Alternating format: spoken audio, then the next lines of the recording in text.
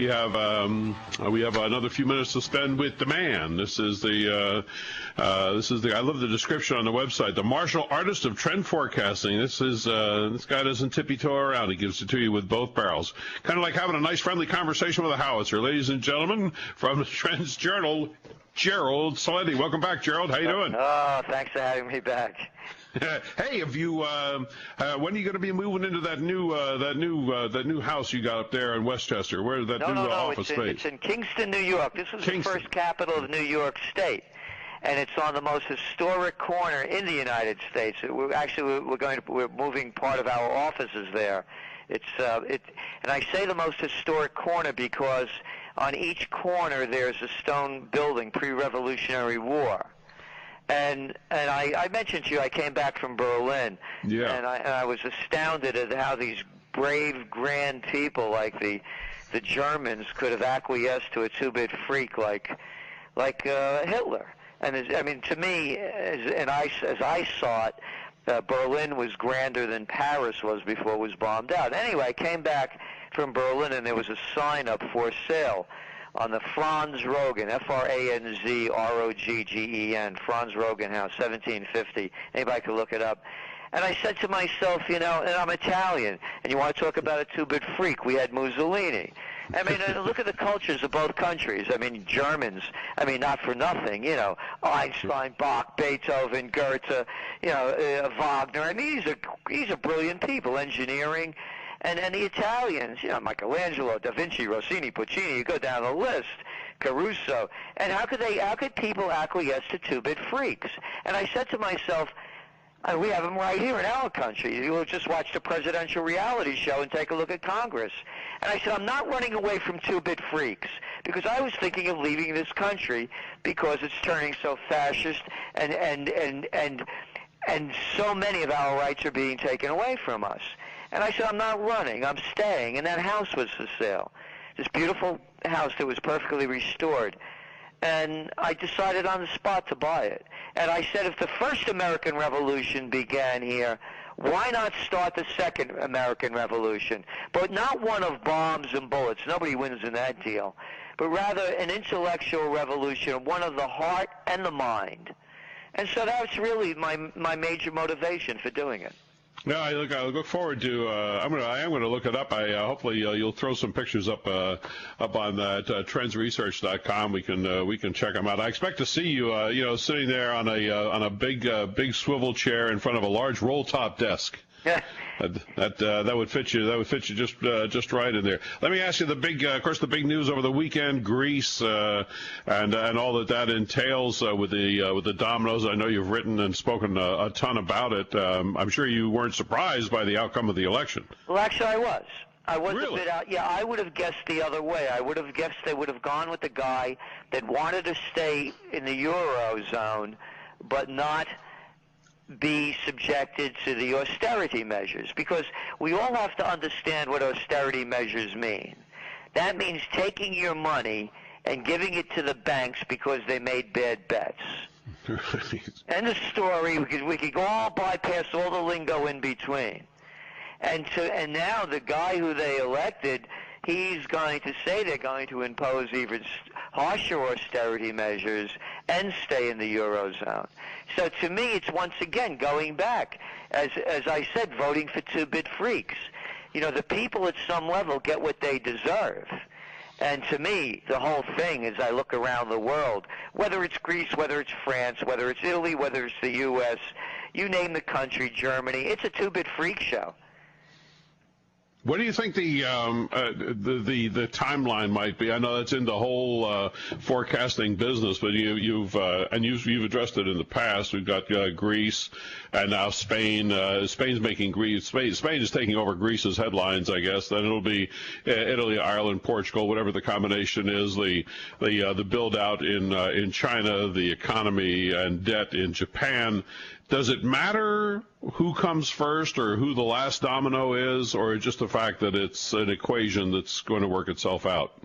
Well, it is an equation that will work itself out, and yes, it does make a difference. Let's not forget that Greece is only 2% of the GDP in the Eurozone.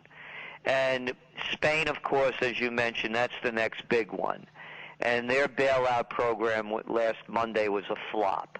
They dumped 125 billion euros into, again, bailing out the banks. Brian, who made up this crap that you have to bail out banks? Any of us could go bankrupt. Anybody could lose everything that they have, but you got to save the banks. You got to save the banks. You know who made this up? The bankers. I'm serious. There is absolutely no foundation for this at all. At all. But what they do is they keep propping up these little clowns out there that call themselves economic experts and professors from Princeton and tell you that's the way it's supposed to be.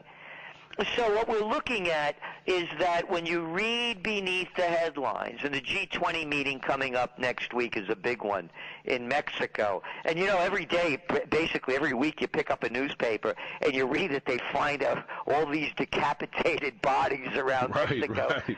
You know, those G20 guys better be careful, man, because there's a lot of people with guillotines ready to meet them, and they're in the wrong country for that one.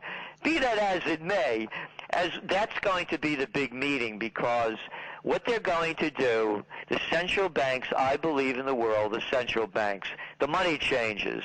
What they're going to do is they're going to keep dumping dough into the system to keep the Ponzi scheme afloat. When will it collapse? I believe it will collapse when an Italy or a Spain collapses. It has to be a big one. Yeah. And I don't believe it's going to happen until, when it does happen, what they will do is they will deflect the people's attention away from the economic problems and put more on fear of terrorism, war with Syria. And that's a reality, by the way. I believe there's going to be a conflict with Iran. Do you think did you catch the latest love note between Putin and Obama today? They were gonna get a political solution in there, a governmental solution rather, and everything is going to work themselves out, and we'll all go to the seashore. Yeah, right. And okay. when you look at the propaganda being pushed out by the United States, Goebbels would have been proud of it. Remember Hillary Clinton out there saying that Russia was selling them helicopters. And then you find out, well, they weren't really selling them helicopters, and there were only 3 of them, and they were from like 1980s that they were refurbishing. I'm getting back to that G20 thing for a moment. I mean, there's a lot of interesting mistruths, half-truths, and outright lies coming out on that. The idea that they're all going to go down to Mexico and they're going to solve all the problems of Europe. That's highly unlikely, I would suspect. Well, these are brilliant people. You have to understand that. They could solve everything. Yeah, well, and then when they fail, everybody forgets. We're finishing up the Summer Trends Journal. And what we're doing is we're putting in all the statements that these world leaders made about what they were going to do and what was going to happen and how every one of them is wrong in what they said. So all it is one big con game. And I was talking to an Indian restaurant over here nearby, and the guy's Bangladeshi. And he said, oh, it's terrible in Bangladesh. He said, all the politicians are corrupt. Everything there is crooked. I said, yeah, that's what politicians are. That's what they do. It's not endemic to your country. It's part of the profession. Why should you be any different? It's the second oldest profession. Well, maybe I was thinking of a couple of things. Maybe you could send a complimentary subscription to Trends Forecast to all the leaders of the so-called free world, and maybe drop off a copy or two right down the street over there at Paul Krugman's office. I think he'd enjoy it. You know, it's just what's going on again, and the American people are the worst losers. I went to a party the other day. This fellow Chris Whalen, you may know him. He's on CNBC from time to time. Real nice guy. And we drove down, and I took the person who was new in this area. I took her on a scenic route. And going over the parkway that goes from the Bear Mountain Bridge on the Hudson River into Peekskill, and there's a place to view the beautiful, gorgeous river valley. And you can hardly see it with all the junk and all the dirt and all the litter and all the old growth trees, not trees, saplings, just things sprouting out that haven't been cleaned up. And everywhere I looked on the route, All you saw were these beautiful sights where you couldn't see anything. Not a dime for the parks, not a penny for the people. But hey, Brian, we got to get them Al-Qaedas over there in Yemen. We just got our butts kicked in Afghanistan and Iraq. Let's go into Yemen, Sudan, and we're going to go into Somalia and more drones into Pakistan, and let's flood the United States with drones and not a penny for the people. That's what's on my mind right now. Well, it's interesting that you're up in that neck of the woods, Gerald. Because just a couple of miles when you go across the Bear Mountain Bridge there, instead of taking a right to Peekskill, if you make a left to go up to Cold Spring, you can visit the exact same route that Benedict Arnold took as he made his escape from West Point. Interesting, the land of traders up there, and because that is a gorgeous area, all the way up to West Point and down the other side from Cold Spring down into Peekskill. I'm really sad to hear that. It broke my heart. It really, I'm telling you, it broke my heart. And there were only like a couple of people there. The place was filthy. You couldn't see anything. And this is what's going on in this country, in every major city. It's in front of everybody's eyes, but instead, let's believe the two-bit freaks. It's a two-bit freak show. We'll call them the Republicans and the Democrats, and where is P.T. Barnum when you need him? Yeah. Well, that's an excellent point. When is the Summer Journal going to be out, Gerald? It's going to be out the first week of July. We're wrapping it up now. We're putting all the finishing touches on it.